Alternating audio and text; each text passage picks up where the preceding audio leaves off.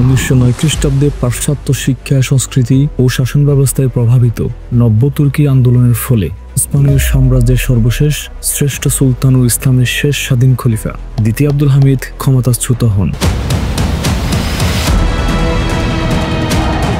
তার পদত্যাগের পর সাম্রাজ্যের নতুন সুলতান ও খলিফা হন তার ভ্রাতা পঞ্চম মুহাম্মদ।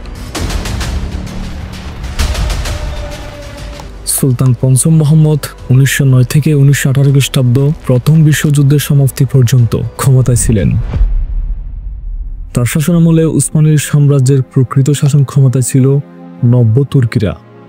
সুলতান ও খলিফা ছিলেন নামমাত্র শাসক। তাই 1909 থেকে 1918 খ্রিস্টাব্দ পর্যন্ত উসমানীয় সাম্রাজ্যের শাসনকালকে নব্য তুর্কি সরকারের যুগ হিসেবে বিবেচিত করা হয়। তবে 1914 খ্রিস্টাব্দে তাদের শাসনামলে আরব, কুর্দি, আলবেনিয়া ও ওলামা সম্প্রদায় প্রভৃতির অভ্যন্তরীণ বিদ্রোহ এবং রাশিয়া, ইংল্যান্ড, ফ্রান্স সহ বৈদেশিক সাম্রাজ্যবাদী শক্তিসমূহের শত্রুতামূলক আচরণ, বলকান যুদ্ধ এবং প্রথম বিশ্বযুদ্ধের বিভীষিকায় নব্য তুর্কি সরকার বিধ্বস্ত হয়ে যায়। নব্য তুর্কি সরকারের পতনের মাধ্যমে উসমানীয় সাম্রাজ্য ও খিলাফতেরও পতন অনিবার্য হয়ে পড়ে।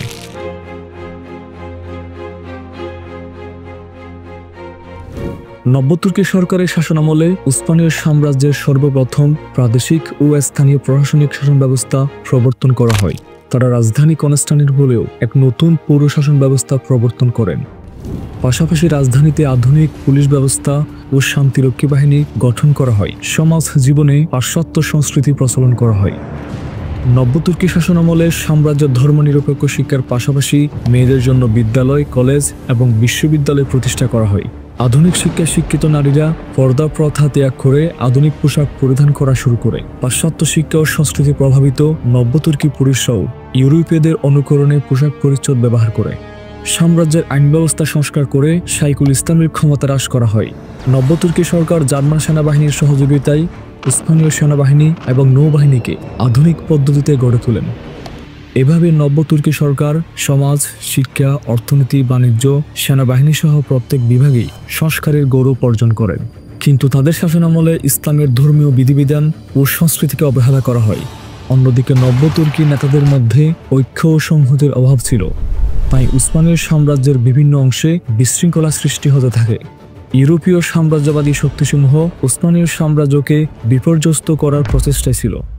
নব্য তুর্কি সরকারের দুর্বলতার সুযোগে 1911 খ্রিস্টাব্দে ইতালি উসমানীয় সাম্রাজ্যভুক্ত উত্তর আফ্রিকার ত্রিপোলি দখল করে নেয়। অস্ট্রিয়া বসনিয়া ও হার্জেগোভিনা দখল করে। রাশিয়ার প্ররোচনায় বলকানের রাষ্ট্রসমূহ উসমানীয়দের বিরুদ্ধে স্বাধীনতা ও বিদ্রোহ ঘোষণা করে। ফলে সংঘটিত হয় ঐতিহাসিক বলকান যুদ্ধ। 1912 খ্রিস্টাব্দে বলকান রাষ্ট্র সার্বিয়া, বুলগেরিয়া, গ্রিস এবং মন্টিনিগ্রো ঐক্যবদ্ধ হয়ে উসমানীদের বিরুদ্ধে বলকান লীগ গঠন করে। রাশিয়ার সাহায্যে বলকান লীগ উসমানীয় সাম্রাজ্যের বিরুদ্ধে স্বাধীনতা যুদ্ধ ঘোষণা করে। এটিকে ইতিহাসে বলকান যুদ্ধ হিসেবে বিবেচিত করা হয়। এই যুদ্ধ 1912 থেকে 1913 খ্রিস্টাব্দ পর্যন্ত চলমান ছিল। আনোয়ার পাশা, হাসান পাশা ও জাকি পাশার নেতৃত্বে উসমানী তুর্কি বাহিনী বলকান লীগের কাছে যুদ্ধে শোচনীয়ভাবে পরাজিত হয়। বলকানের যুদ্ধের ফলে উসমানীয় সাম্রাজ্যের ইউরোপীয় অংশের 5 ভাগের 4 ভাগ হস্তচ্যুত হয়ে যায়। ইউরোপীয় উসমানীয় সাম্রাজ্য কনস্টান্টিনোপল এবং আদ্রিয়ানোপল সহ অল্প কিছু অঞ্চলের মধ্যে সীমাবদ্ধ হয়ে পড়ে।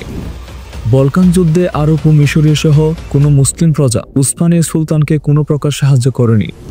ফলে নব্য তুর্কিরা অতুর্কি মুসলমানদের প্রতি বিদ্বেষ পোষণ করা শুরু করে, যার ফলশ্রুতিতে পরবর্তীতে নব্য তুর্কি নেতা মুস্তফা কামাল পাশার নেতৃত্বে বিশ্ব ইসলামবাদ ও ইসলামী খেলাফতের চূড়ান্ত পতন ঘটে এবং তুর্কি জাতীয়তাবাদ জন্ম লাভ করে।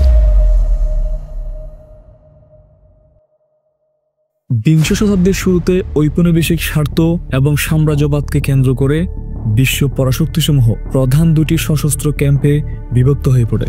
প্রথম ক্যাম্পে England, Russia, Serbia, France, Italy, Japan, চীন এবং আমেরিকা সহ আরও বেশ কয়েকটি দেশ যুক্ত ছিল। এই দেশসমূহকে মিত্রশক্তি হিসেবে অভিহিত করা হয়। অন্য ক্যাম্পটিতে ছিল জার্মানি, অস্ট্রিয়া, হাঙ্গেরি, উসমানীয় সাম্রাজ্য তথা তুরস্ক, বুলগেরিয়া সহ বেশ কয়েকটি দেশ। এই দেশসমূহকে অভিহিত করা হতো অক্ষশক্তি। পূর্ব ইউরোপ, মধ্যপ্রাচ্য এবং উত্তর আফ্রিকা জুড়ে বিস্তৃত সাম্রাজ্যের সার্বভৌমত্ব রক্ষার জন্য উসমানীয়দের প্রথম মহাযুদ্ধে বাধ্যতামূলকভাবে যোগদান করতে হয়।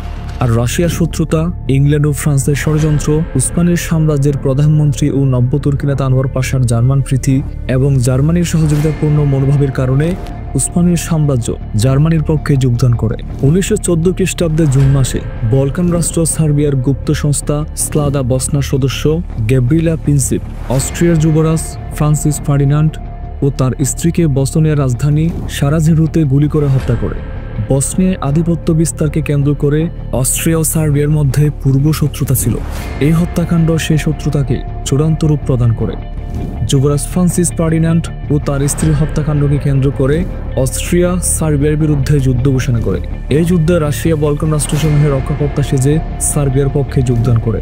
পরবর্তীতে রাশিয়ার পক্ষ নেয় মিত্র শক্তির দেশসমূহ, অন্যদিকে অস্ট্রিয়ার পক্ষ নেয় জার্মানি ও উসমানীয় সাম্রাজ্য সহ অক্ষশক্তির রাষ্ট্রসমূহ। প্রথম বিশ্বযুদ্ধ ইউরোপীয়দের কারণে সংঘটিত হলেও উসমানীয় সাম্রাজ্যকে আত্মরক্ষার জন্য এই যুদ্ধে যোগদান করতে হয়। 1914 থেকে 1918 খ্রিস্টাব্দ পর্যন্ত মিত্রশক্তি এবং অক্ষশক্তির মধ্যে রক্তক্ষয়ী যুদ্ধ চলমান ছিল। প্রথম বিশ্বযুদ্ধে উসমানীয় সাম্রাজ্য ইউরোপীয় ফ্রন্টে রাশিয়ার বিরুদ্ধে অল্প পরিসর এবং মধ্যপ্রাচ্য উত্তর আফ্রিকা ফ্রন্টে ইংল্যান্ড ও ফ্রান্সের বিরুদ্ধে বৃহৎ পরিসরে যুদ্ধে লিপ্ত ছিল। আনোয়ার পাশা, জামাল পাশা এবং মুস্তফা কামাল পাশার নেতৃত্বে তুর্কি বাহিনী 1914 থেকে 1916 খ্রিস্টাব্দ পর্যন্ত দুর্বিক্রমে যুদ্ধ করে ইংল্যান্ড এবং ফ্রান্সকে প্রতিরোধ করতে সক্ষম হয়েছিল। 1916 খ্রিস্টাব্দের জানুয়ারিতে আধুনিক তুরস্ক রাষ্ট্রের প্রতিষ্ঠাতা মুস্তফা কামাল পাশার নেতৃত্বে গেলিপলি যুদ্ধে তুর্কি বাহিনীর কাছে ফরাসি বাহিনীর পরাজয় প্রথম বিশ্বযুদ্ধের ইতিহাসে গুরুত্বপূর্ণ একটি ঘটনা। এই যুদ্ধে বিজয়ের ফলে মুস্তফা কামাল পাশা তুর্কি জাতির বীরে পরিণত হয়। কিন্তু 1917 খ্রিস্টাব্দে তৎকালীন মক্কার শরীফ হোসেন এবং তার পুত্র ফয়সাল ও আবদুল্লাহর নেতৃত্বে উসমানীয় সাম্রাজ্যের বিরুদ্ধে আরব বিদ্রোহ ও গেরিলা আক্রমণ উসমানীয় তুর্কি বাহিনীকে বিপর্যয়ের সম্মুখীন করে।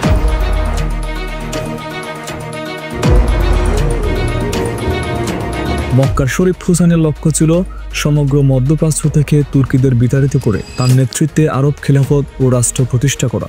এই সময় অপর আরব শাসক ইবনে সৌদ আরবে তার রাজবংশী শাসন প্রতিষ্ঠার পরিকল্পনা করে। তাদের শাসন প্রতিষ্ঠায় সহযোগিতা করার মিথ্যা প্রতিশ্রুতি দিয়ে মিত্রশক্তির পক্ষে যোগদানের জন্য আহ্বান জানায়।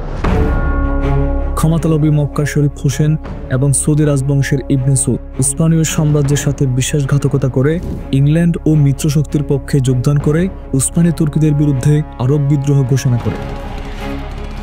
অতঃপর আরব বিদ্রোহী ও মিত্রশক্তি ইংল্যান্ড ও ফ্রান্সের সম্মিলিত বাহিনীর কাছে উসমানী তুর্কি বাহিনী প্রায় প্রতি ফ্রন্টে পরাজিত হতে থাকে। উসমানী তুর্কি বাহিনীকে পরাজিত করে ব্রিটিশ বাহিনী 1916 খ্রিস্টাব্দে বাগদাদ এবং 1917 খ্রিস্টাব্দে জেরুজালেম দখল করে নেয়। জেরুজালেম দখলের পর একই বছর ব্রিটিশ প্রধানমন্ত্রী আর্থার বেলফোর ফিলিস্তিনে ইহুদি রাষ্ট্র প্রতিষ্ঠার প্রতিশ্রুতি হিসেবে বেলফোর ঘোষণাপত্র জারি করে।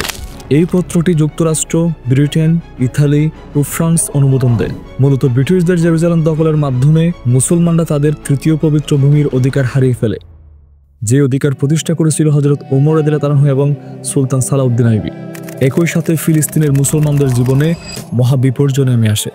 বর্তমান সময়ে ফিলিস্তিনের মুসলমানদের চরম দুর্দশার কারণে ছিল ব্রিটিশদের জেরুজালেম দখল, আর সে দখলদারিত্বের সুযোগ করে দিয়েছিল ক্ষমতালোভী ও স্বার্থপর আরব নেতারা। যে আরব শাসক গোষ্ঠী ফিলিস্তিনের মুসলমানদের চরম দুর্দিনের সময় এখনো নিঃস্ব। নেতানিয়াহু বাহিনীর বোমারাঘাতে প্রতিদিনই প্রাণ হারাচ্ছেন নিরীহ ফিলিস্তিনিরা। এমন পরিস্থিতির মধ্যেও সৌদি আরবে চলছে ডিজে পার্টি।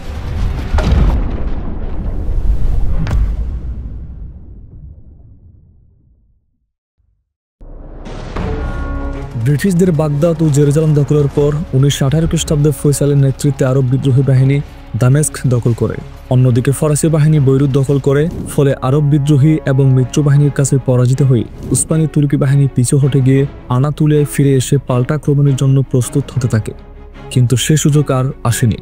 1918 খ্রিস্টাব্দে অক্টোবরে নব্য তুর্কি সরকার মিত্রশক্তির সাথে মুদ্রস চুক্তি স্বাক্ষরিত করে এবং নভেম্বরে জার্মানির আর্মেনিস্ট্রি চুক্তি স্বাক্ষর ও আত্মসমর্পণের মাধ্যমে আনুষ্ঠানিকভাবে প্রথম বিশ্বযুদ্ধের সমাপ্তি ঘটে। প্রথম বিশ্বযুদ্ধে উসমানীয় সাম্রাজ্যের 12 লক্ষের অধিক সৈন্য নিহত হয়, 4 লক্ষের অধিক আহত হয় এবং 1 লক্ষের অধিক বন্দী হয়।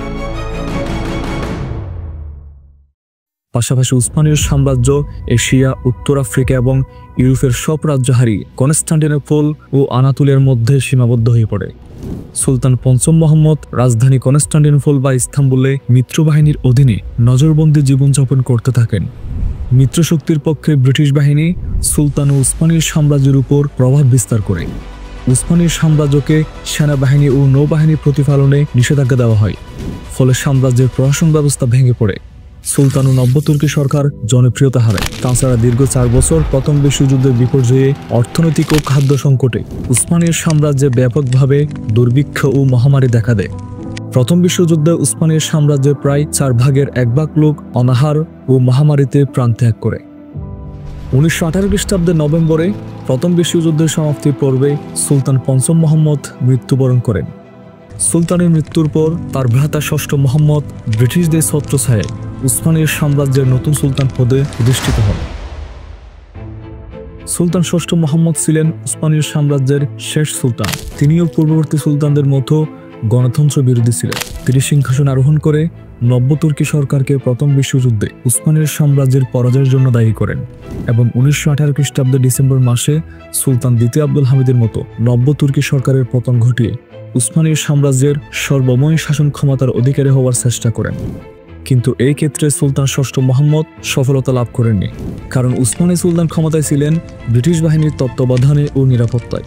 বড়জের প্রথম বিশ্বযুদ্ধে পরাজিত হওয়ার ফলে উসমানীয় সাম্রাজ্য এবং সুলতান এক প্রকার পরাধীনতার শৃঙ্খলে আবদ্ধ হয়। রাজধানী ইস্তাম্বুল সহ সমগ্র সাম্রাজ্যে মিত্রশক্তি, বিশেষ করে ব্রিটিশ সেনাবাহিনীর অত্যাচার তুর্কিদের জনজীবন অতিষ্ঠ হয়ে পড়ে।